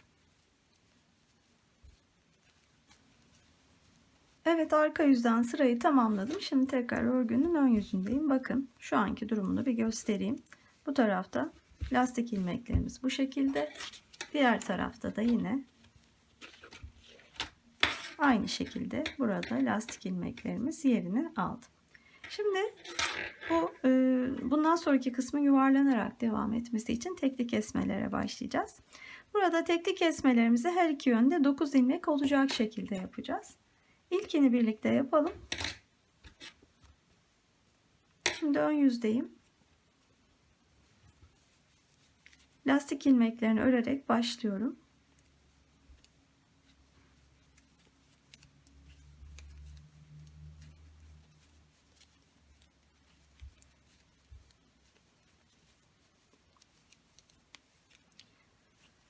Bakın 7 tane ilmeği ördüm. Sonra keseceğim ilmekleri takip edebilmek için bu lastik ilmeklerinden sonra 9 tane ilmeği sayarak buraya bir ayraç yerleştirdim. Aynı şekilde diğer tarafta da lastik ilmeklerinden sonra, yani 7 ilmekten sonra 9 ilmek sayarak bu tarafa da bir ayraç yerleştirdim. Bu burada kalan bu 9 ilmekler kesilmiş olacak kesmelerimizin bitiminde. Şimdi 7 tane ilmeği ördükten sonra ilk 2 ilmeği birlikte ön yüzde olduğum için ters örerek kesiyorum. İlk kesmeyi yaptık. Sonra ilmeklerin modele göre ne olması gerekiyorsa örerek diğer tarafa kadar devam edeceğim. Ön yüzden sırayı tamamladım. Şimdi arka yüzde diğer taraftaki tekli kesmeyi yapalım birlikte. Lastik ilmeklerini örüyorum.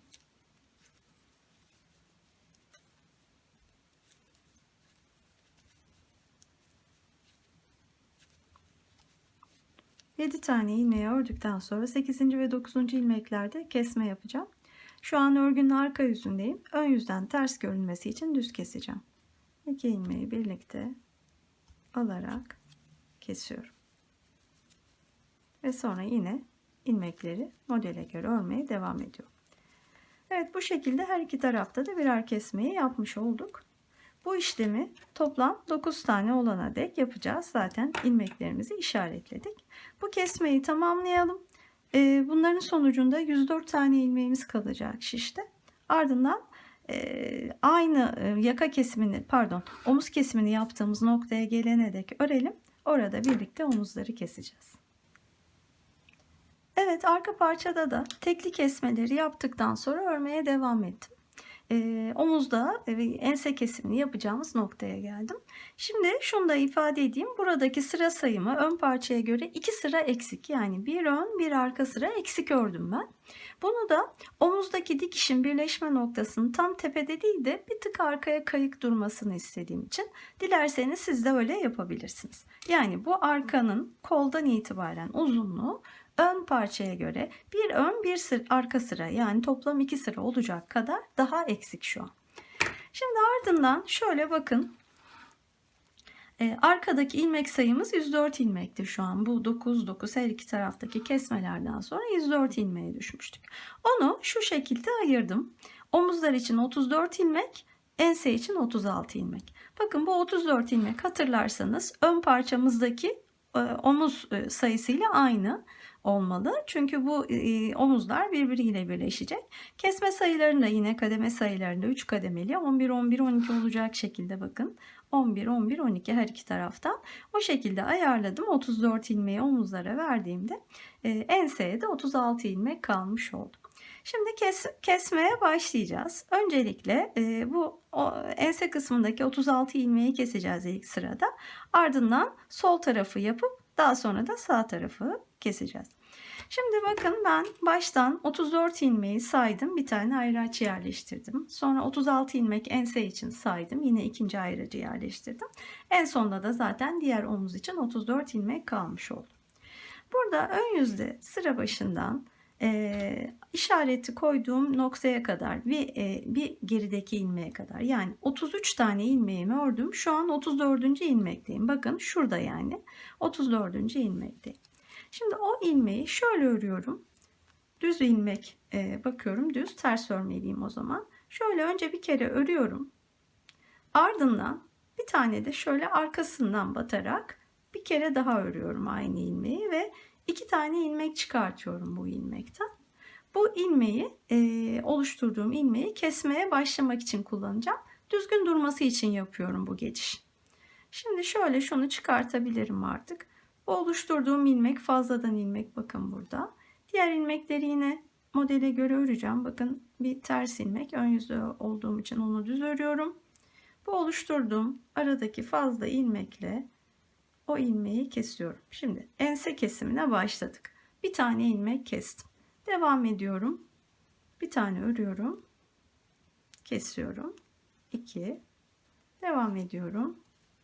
Örüyorum bir tane daha ve kesiyorum. 3. Gergin tutmayalım burada elimizi. Devam ediyorum. 4.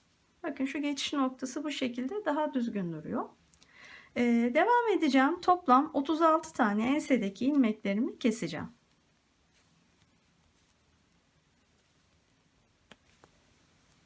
Evet, devam ediyorum kesmeye. Ayraca kadar geldim. Bakın ayraçtan sonra 34 tane ilmek var. Toplam kalan ilmeğimin 34 olması gerekiyor. Dolayısıyla bu ilmeği de kesmem lazım.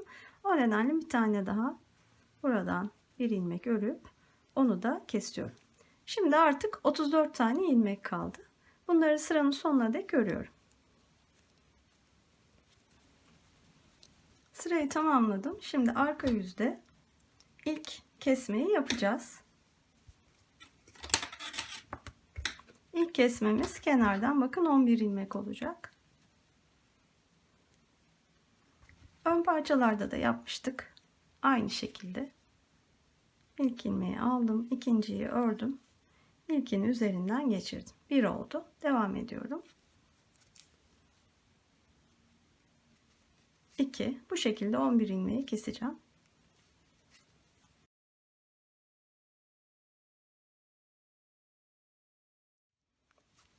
Evet, 11 tane ilmeği kestim. Şimdi kalan ilmekleri öreceğim. Tekrar ön yüzden de sırayı tamamlayıp buraya geldiğimde ikinci kesmeyi yapacağız. Evet, ön yüzden bakın sıranın son ilmeğine kadar geldim. Bu kestiğim tarafta. Son ilmeği yine örmeden alıyorum. Kademeli geçişin daha düzgün durması için. Şimdi arka yüze geçtiğimizde ikinci kesmemiz yine 11 ilmek olacak.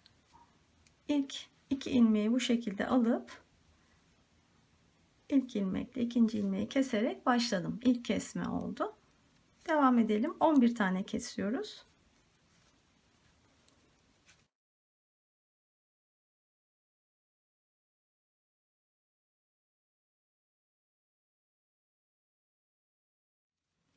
Evet, 11 tane kestim. Kalan ilmeklerimi sayıyorum. 2, 4, 6, 8, 10, 11. Bir de bu 12 tane. Şimdi yine bu sırayı tamamlayalım. Diğer sıranın sonuna gelelim. Tekrar son 3. adımda kalan ilmeklerimizi keseceğiz. Ön yüzde son ilmeğe geldiğimde onu yine örmeden aldım ve çevirdim. Arka yüzden şimdi son kalan 12 ilmeği kesiyoruz. İlk 2 ilmeği yine böyle aldım. İlkini kestim ve diğerlerini de kesiyorum.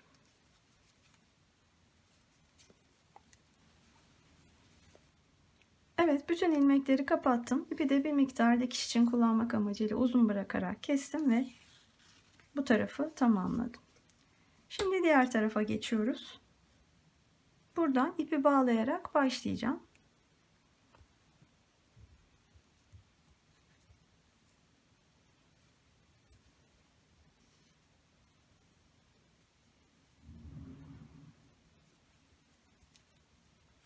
Sırayı şimdi tamamlıyorum sonuna kadar. Bu tarafta kesmeye başlayacağız.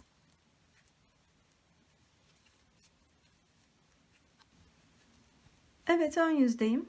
İlk kesme adımımız 11 ilmek olacak.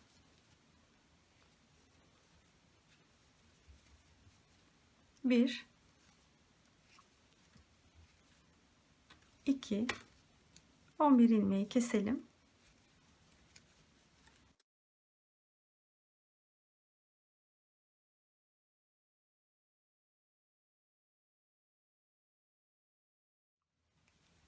Evet, 11 ilmeği kestim. Kalan ilmekleri ön yüzden örüyorum. Arka yüzden de sırayı tamamlıyorum önce. Arka yüzden son ilmeğe geldiğimde onu örmeden aldım ve çevirdim örgüyü. Tekrar ön yüzdeyim. İkinci kesme adımımız yine 11 ilmek.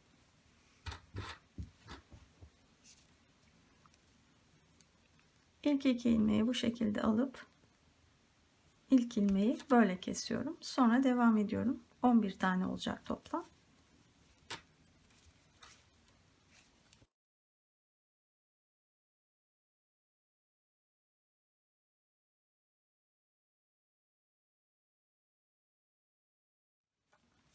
Evet, 11 ilmek kestim. 12 ilmek kaldığından emin olmak istiyorum. 11, 12. Şimdi yine ön yüzden örüp arka yüzden tekrar öreceğim ve son kesmeyi yapacağım. Arka yüzde son ilmeğe geldiğimde yine örmeden aldım ve tekrar çevirip kalan 12 ilmeği ön yüzden kesiyorum.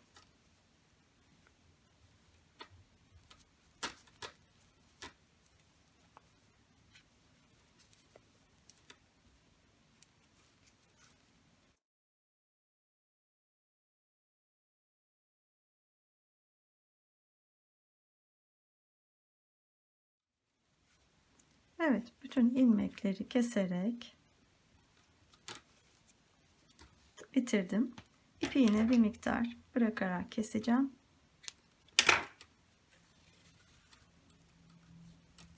Böylece arka parçayı da bitirmiş olduk.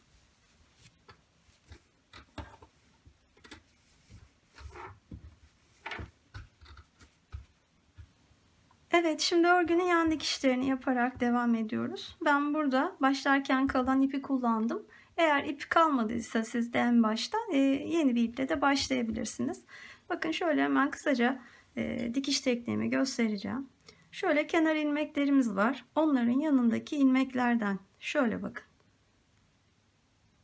Şöyle görünüyor zaten. Şu aralardan dikeceğim. Hemen kenar ilmeğini bu tarafta da göstereyim. Hemen kenar ilmeğinin şöyle bakın aralarında. Örgünün ön yüzleri dışta kalacak şekilde yan yana tutup bu şekilde dikiyorum. Birkaç tane göstereyim. Daha önce çok yaptık zaten bu tekniği. Temiz bir yöntem. Her iki taraftan şöyle geçerek birleştiriyorum. Farklı teknikler de olabilir. Nasıl isterseniz o şekilde yapabilirsiniz.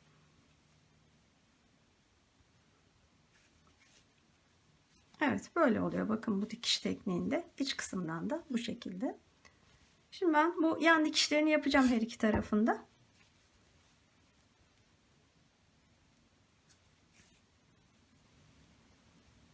Evet, yan dikişi tamamladıktan sonra yeleğin şimdi omuzlarını da dikeceğiz. Bakın şu ön parçamız. Ön parçada ayırdığımız 8 ilmek lastiğimiz var.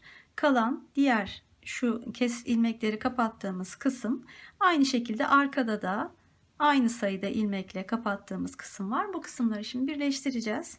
Hemen kısaca bu birleştirmeyi nasıl yaptığımı da göstereyim. Burada zaten uzun bırakmıştım ipi arka parçada kopartırken. Şimdi o ipi bir iğneye geçirdim ve karşılıklı şöyle birleştireceğim. Bu 8 ilmeğimiz kalacak şimdilik. Şimdi buradan şöyle bakın yine şuralardan dikeceğim. Bu son kapatma ilmeğimizin hemen altından bakın şöyle şuralardan. Böyle. Buralardan dikiyor olacağım. Şimdi karşıya hemen ilk şuraya bir geçiyorum. Böyle.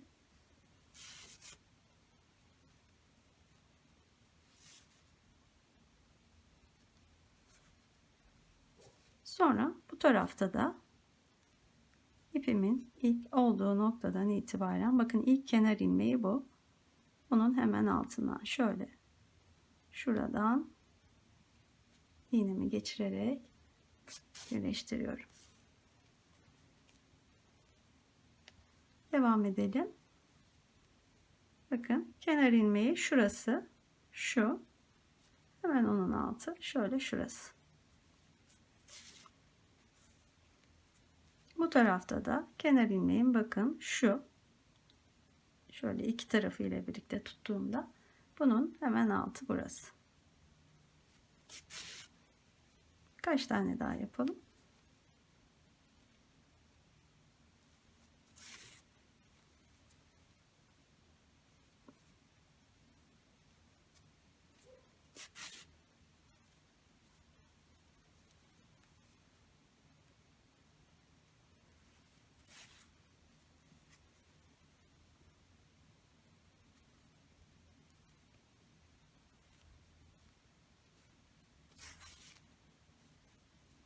Evet, bu şekilde devam edeceğim. Bu tarafı birleştireceğim. Diğer omuzu da birleştireceğim.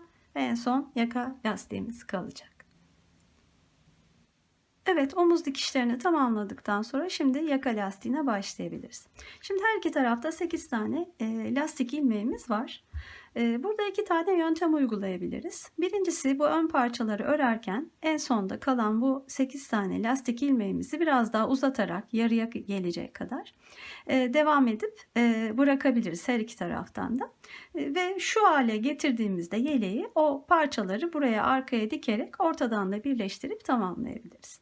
Ya da benim gibi örgüde dikişi sevmeyenlerdenseniz şimdi yapacağım gibi hem örerek lastiği hem de arkaya birleştirerek bu işlemi yapabilirsiniz. Şimdi ben ipimi koparmıştım. Buradan ipi bağlayarak bu sağ taraftaki lastik ilmeklerini şişe aldım. İpimi bağlayarak buradan lastiğe başlayacağım.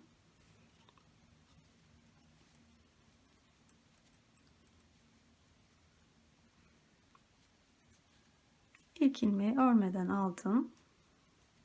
Sonra lastik ilmeklerimi örerek başlıyorum.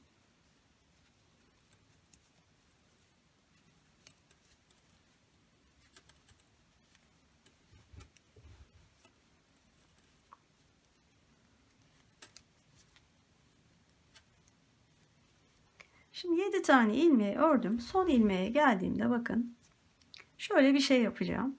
Son ilmeği bu arka taraftan alacağım.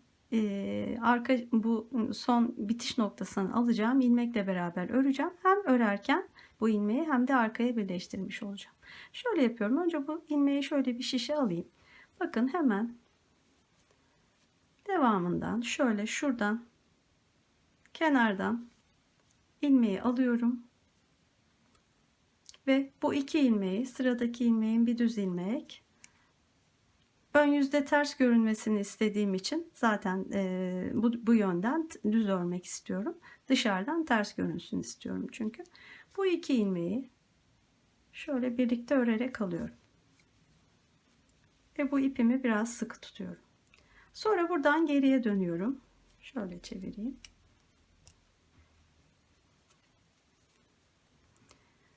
Bu defa bu ilk ilmeği örerken yine sırada yine devam ediyorum. Bakın bu kenardan bir sonraki ilmeğin kenar ilmeğini şöyle şişime alıyorum.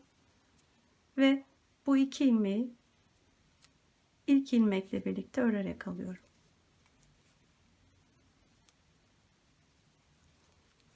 Sonra lastiği örerek devam edeceğim.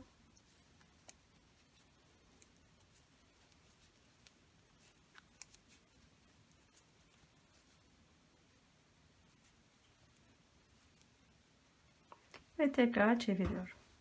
Şimdi ikinci sırada biraz daha iyi anlayabilirsiniz. Bir kez daha göstereyim. Hep aynı işleme devam edeceğiz. Yine lastik ilmeklerimizi örerek başlayalım. Son ilmeğe kadar örelim.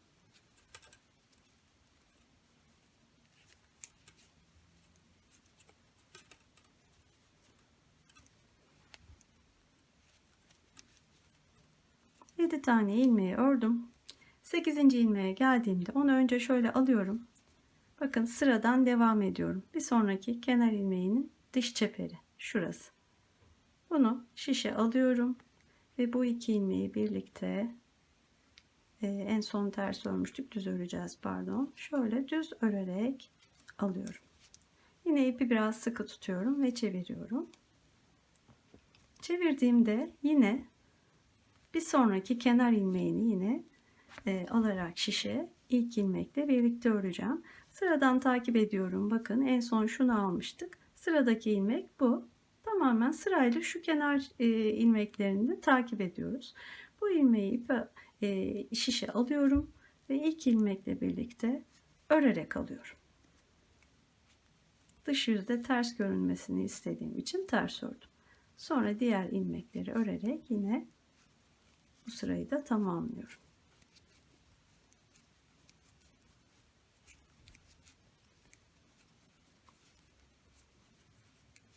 Şöyle bir bakalım, bakın. Lastiğimizi örerken, lastiğimiz ilerlerken aynı zamanda da bu kenar ilmeklerinden arkaya birleştirmiş oluyoruz. Son bir kez daha göstereyim.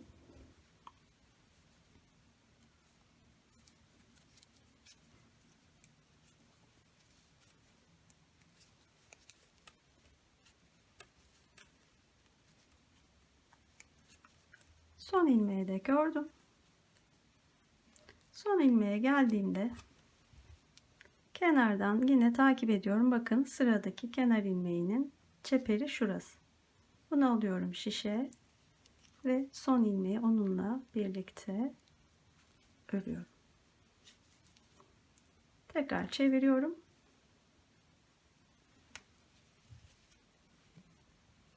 Bakıyorum en son aldığım ilmeğin kenarından devamındaki ilmeğin, bakın şu. Bunu şişe alıyorum ve ilk ilmeği bu ilmekle birlikte örerek alıyorum.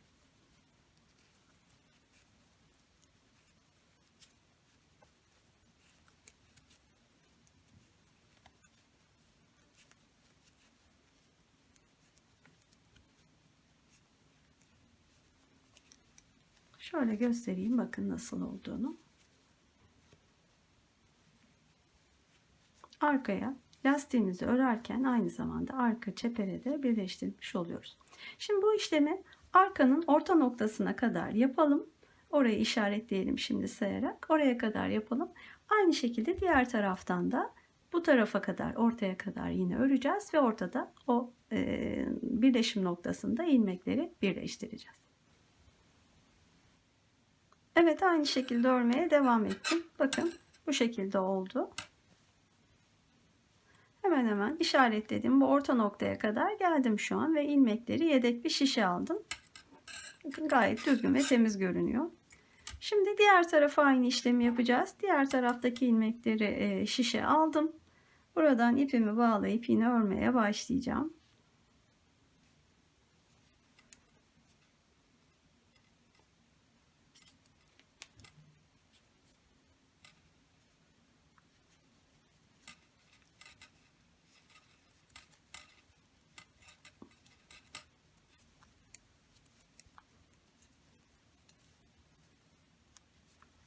İlk 7 tane ilmeği ördüm. 8. ilmeğe geldiğimde onu şöyle önce alıyorum ve bu taraftan bu defa birleştirmeye başlayacağım. Bakın ilk kenar ilmeği şurası. Bu kenar ilmeğini şöyle şişe alıyorum ve son 8. ilmeği birlikte örüyorum. En son bir düz ilmekte sırada ters ilmek var. Zaten de dışarıdan ters görünmesini istiyorum. Ters örerek bu 2 ilmeği alıyorum ve ipimi de şöyle sıkı tutuyorum, çeviriyorum. Şimdi bu taraftan da yine devam edelim.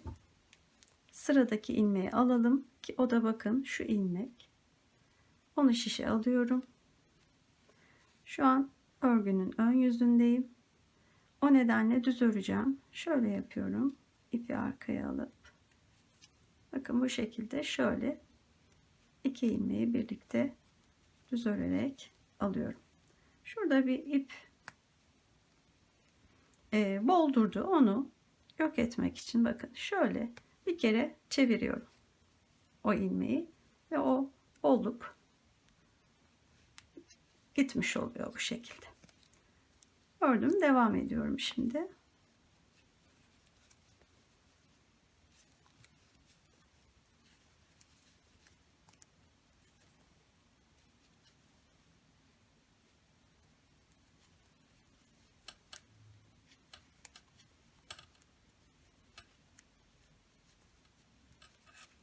Bir kez daha yapalım. Çeviriyorum. Şimdi tekrar ön yüzdeyim.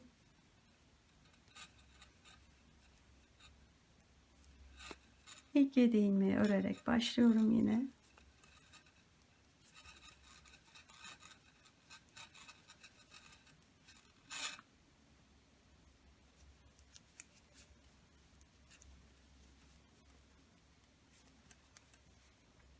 Sekizinci ilmeğe geldim. Onu şimdilik şöyle alıyorum.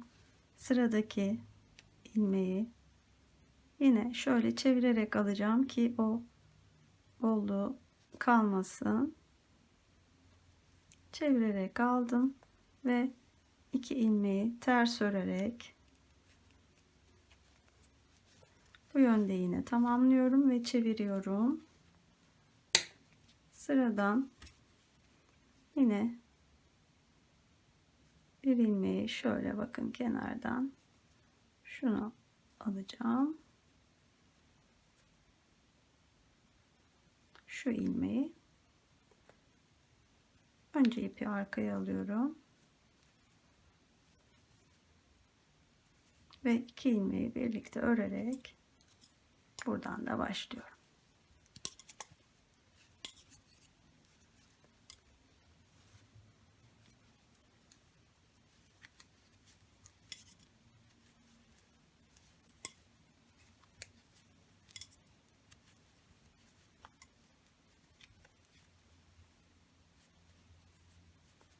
Evet, bakalım. Burayı da birleştirmeye başladık. Devam edelim. Yine orta noktaya kadar gelelim. Evet, bu tarafın lastiğini de örmeye devam ettim. Bakın, diğer tarafta arada sadece kenarda tek kenar ilmeği kalana kadar geldim. Her iki taraftaki ilmekler şu an şişte. Şimdi bu ilmekleri iğne ile birleştireceğim. Şimdi şöyle yapıyorum. İlk ilmekten iğnemi şöyle geçiriyorum. Sonra diğer taraftaki şişteki ilk ilmekten böyle geçiriyorum.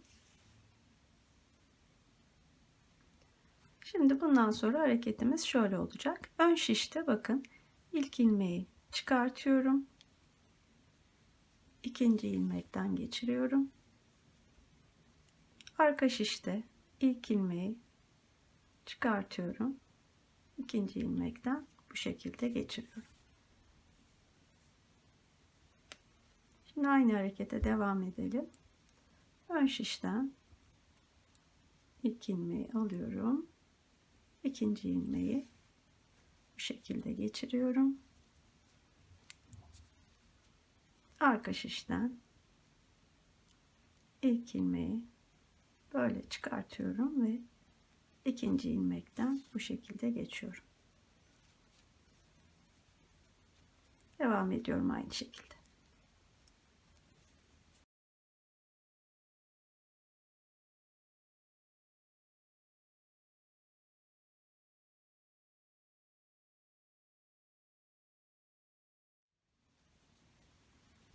Evet, son noktada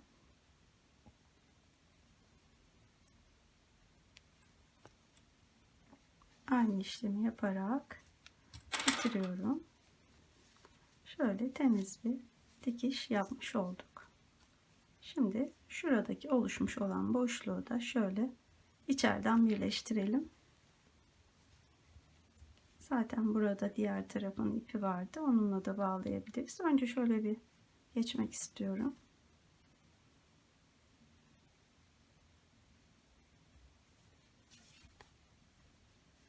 Evet.